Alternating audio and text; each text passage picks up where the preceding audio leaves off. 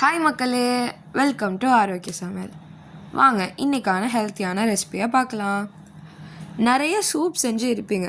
எல்லா சூப்லேயும் மைதா ஆட் பண்ணுவாங்க. நம்ம மைதா இல்லாமல் ஒரு சூப் செய்யலாமா? வாஷ் பண்ணி கட் பண்ணி வச்ச முருங்கைக்காய், 4 பல் பூண்டு, 1/4 கப் பாசிப்பருப்பு, மஞ்சத்தூள், அப்புறம் கொஞ்சமாக உப்பு சேர்த்து குக்கரில் 3லேருந்து 4 விசில் வர வரைக்கும் வச்சுக்கோங்க.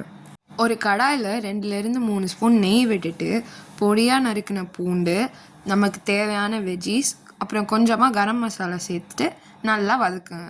இப்போது வேக வச்சது எல்லாத்தையும் ஒரு மிக்சியில் போட்டு நல்லா அரைச்சிட்டு அதை வடிகட்டி வர மிக்சரை கடாயில் சேர்த்துட்டு நல்லா கொதிக்க விடுங்க.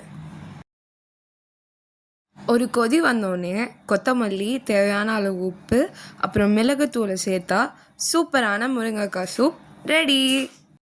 இந்த சூப் இம்யூனிட்டியை பூஸ்ட் பண்ணும், ப்ளஸ் ஃபைபர் இருக்கிறதுனால டைஜஷனுக்கு சப்போர்ட் பண்ணும்.